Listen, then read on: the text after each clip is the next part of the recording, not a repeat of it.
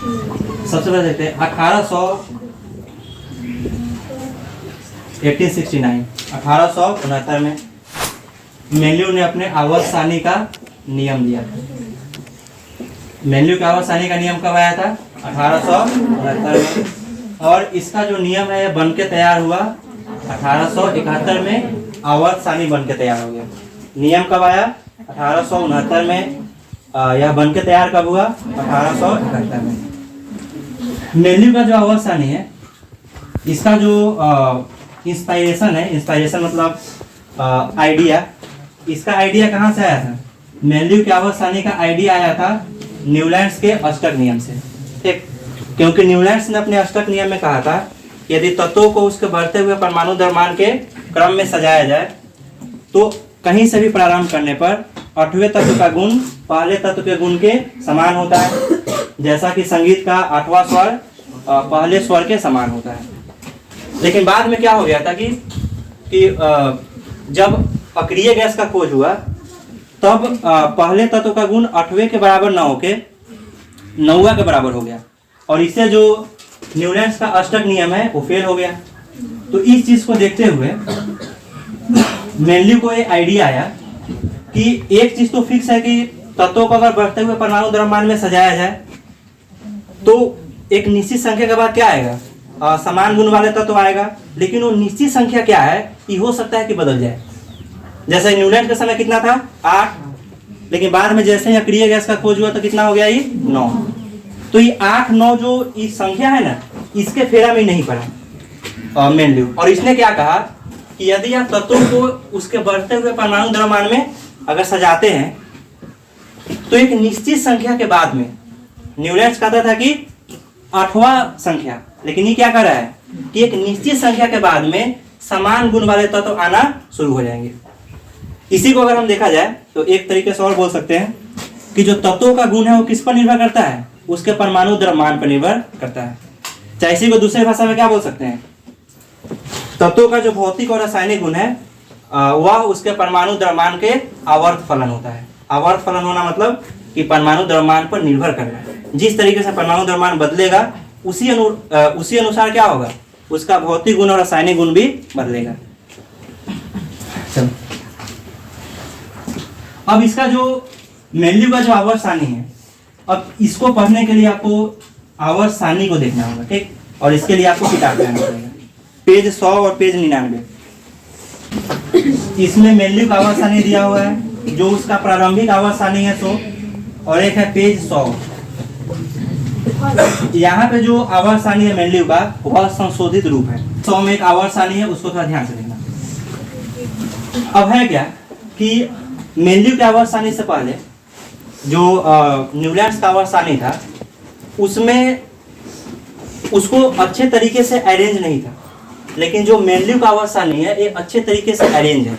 और यहाँ पे दो शब्दों के बारे में हमको देखना होगा, एक है वर्ग और दूसरा है आवर्त। ये वर्ग और आवर्त का कंसेप्ट मेन्यू के पहले वाला जितना भी आवर्त सारणी है उसमें इसके बारे में चर्चा नहीं है, लेकिन इन दोनों का चर्चा कहाँ पे है? मेन्यू का आवर्त सारणी में। और जब इसके बाद में मोसले का आवर्त सारणी आएगा तो उसमें भी वर्ग और आवर्त का चर्चा है। अब जब देखिएगा 100 पेज में जो आवर्त सारणी दिया हुआ है उसमें जो सजाया गया है, जैसे मान लो कि एक हम लोग एग्जाम्पल लेते हैं। मेन्यू के समय कितने तत्व ज्ञात थे? 63। कितने तत्व ज्ञात थे? 63। इसके समय 63 तत्व ज्ञात थे। और न्यूलैंड्स के समय कितने ज्ञात थे? 56। कितने ज्ञात थे? तो न्यूलैंड्स ने तो ऐसा कह दिया कि 56 से आगे क्या होगा? तत्व का खोजा ही नहीं जा सकता है। लेकिन मेन्यू ने ऐसा नहीं कहा। मेन्यू ने कहा कि नहीं, 63 को तो अभी ज्ञात है, आगे क्या होगा? तत्व को खोजा जाएगा। तो हम लोग एक एग्जाम्पल लेते हैं। हम लोग मानते हैं कि ABCD वो तत्व था। ठीक, वो जो तत्व उस समय ज्ञात था वो कौन था? ABCD था। तो यह जो आवर्त सारणी बना हुआ है वो कैसे बना हुआ है? ऐसे मानो ABCD तत्व था और जो तत्व का परमाणु द्रव्यमान है वो 1 से शुरू है। मतलब कि जो तत्व A है उसका परमाणु द्रव्यमान कितना है? 1। जो तत्व B है उसका परमाणु द्रव्यमान कितना है? 2। ऐसे। तो उसने ऐसा किया कि A B C D E F G H, इसका परमाणु द्रव्यमान कितना होगा? 2 7 8, ठीक 8 हो गया। I J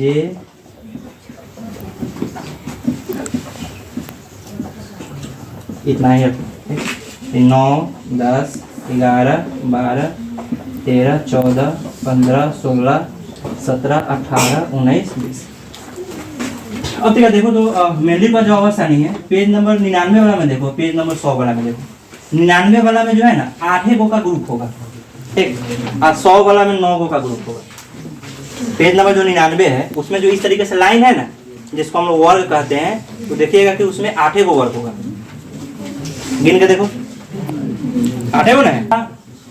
पहले का जो आवर्त सारणी बनाया था ना उस समय अक्रिय गैस का पता नहीं था, ठीक, लेकिन जब संशोधित करके उसने जब दूसरा वाला बनाया तो उस समय अक्रिय गैस का पता चल गया था। ये अंतर होगा, जो 99 पेज में दिया होगा आवर्त सारणी उसमें अक्रिय गैस नहीं होगा।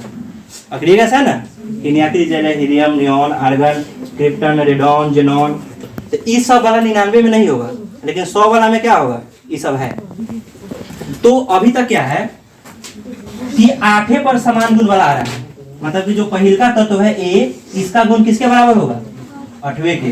फिर इससे भी आगे जाओ 8 हो तो क्या हो जाएगा, ऐसे इस तरीके से, मतलब पहले का जो तत्व है इसका गुण 8वें तत्व के बराबर है। फिर इधर से भी गुना गिनते जाओ तो कितना तत्व, 8वें के बराबर है, तो ऐसा हो जाएगा। तो इस तरीके से अगर सजाया जाए तो कैसे होगा, इसको अगर सजाया जाए तो इस तरीके से होगा A B C D E F G H। तो एक वाला जो है A जो है इसका गुण किसके बराबर है, H के, तो B का गुण किसके बराबर होगा, 8 गुण से देख लो, 1 2 3 4 5 6 1 2 3 4 5 6 7 8। तो जो B है इसका गुण किसके बराबर होगा, I के। C का गुण किसके बराबर होगा, J के। D का K के। तो इस तरीके से क्या हो जाएगा कि A B C D E F G H। फिर जो A का गुण होगा वो किसके बराबर हो जाएगा, H के। साथे ना 9 तक जाएगा, 9 तक, ठीक। R S T U V W X। इस तरीके से क्या होते जाएगा कि तत्व को ऐसे सजाना शुरू हो जाएगा। और इसमें क्या होगा कि इस तरीके से एक अरेंजमेंट बन जाएगा तत्व का, और ऐसा ही अरेंजमेंट यहाँ पे है पेज नंबर 99 में और पेज नंबर 100 में दिया हुआ है। अब देखो इसमें क्या होगा कि जब तत्व को इस तरीके से सजाया अगर जाए तो यहाँ पे 2 तरीके से हम गिनेंगे। अगर लाइन लगाने के लिए बोला जाए तो 2 तरीके का लाइन होगा। एक लाइन तो होगा ऊपर से नीचे तक, तो देखो तो ऊपर से नीचे तक कौ लाइन है यहाँ पे, अगर इसमें देखा जाए तो 8 गो है ना। एगो ई वाला लाइन है, दूसरा का लाइन है, तो इस सब को हम लोग बोलते हैं वर्ग। एगो तो ऐसा का लाइन होगा, ऐसा का वाला लाइन उसमें कौ है, देखो तो 36। मेनली के आवर्त सारणी में वर्ग और आवर्त का कंसेप्ट है। अब होगा क्या चीज कि आवर्त सारणी में जो इस तरीके से लाइन होगा ना ऊपर नीचे, इसको हम लोग बोलते हैं वर्ग। मतलब आवर्त सारणी के ऊपर नीचे को क्या बोलते हैं, उदग्र की क्षैतिज, उदग्र, ठीक। तो आवर्त सारणी के जो उदग्र स्तंभ होते हैं उसको वर्ग कहते हैं, और आवर्त सारणी के जो क्षैतिज स्तंभ होते हैं उसको क्या कहेंगे, आवर्त। तो इसमें देखो सर, इसमें कौ गो वर्ग है, वो तो आवर्त सारणी का अलग बात है। ये जो हम बनाए हैं इसमें वर्ग कौ है, देखो एगो लाइन, दूसरा का लाइन, ये हो गया तीसरा का लाइन, चौथा लाइन, पांचवा लाइन, छठा, सातवां, आठवां, वर्ग 8 हुआ।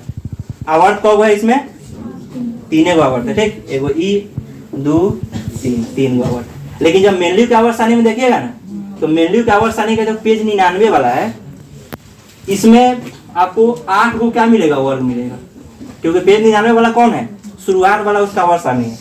तो इसमें कौ गो वर्ग मिलेगा, 8 गो। मतलब ऐसे इसे लाइन आपको 8 गो मिलेगा ऊपर से नीचे वाला। और आवर्त कौ गो मिलेगा, 9 गो। आवर्त कौ गो मिलेगा उसमें, एक बार देख लो, 9 गो है ना, कि कम वैसे शुरू वाला था, ठीक। बाद में जब पेज 100 में आया तो पेज 100 में क्या हुआ, संशोधित हो गया। संशोधित मतलब गलती सही को छांट कर सही बनाया गया। तो पेज 100 में जो ओरिजिनल जो आवर्त मतलब कि जो संशोधित आवर्त सारणी है मेन्यू का, उसमें वर्ग कौ है? वर्ग है इसमें 9 गो, ठीक। और आवर्त कौ है? 7 गो। आपको याद ही रखना है, ठीक। जब अगर पूछे कि मेन्यू के आवर्त सारणी में वर्ग कितने हैं? 9। मेन्यू के आवर्त सारणी में आवर्त कितने हैं? मेन्यू का जो शुरू वाला आवर्त सारणी था उसमें वर्ग कितने हैं? 9। उसमें आवर्त कितने हैं? 12। लेकिन इसको याद रखना नहीं है, इसी को सही करके ही बनाया गया है। तो अच्छा बताओ, तो मेन्यू के आवर्त सारणी में वर्ग और आवर्त, तो मेन्यू के आवर्त सारणी में जो वर्ग है, वर्ग किसे कहते हैं? आवर्त सारणी के जो उदाग्र स्तंभ होंगे, उदाग्र मतलब ऊपर से नीचे, तो मेन्यू का चाहे किसी भी आवर्त सारणी में जो उदाग्र स्तंभ होंगे सो वर्ग कहलाएगा, और जो क्षैतिज होंगे वो क्या कहलाएगा? आवर्त कहलाएगा।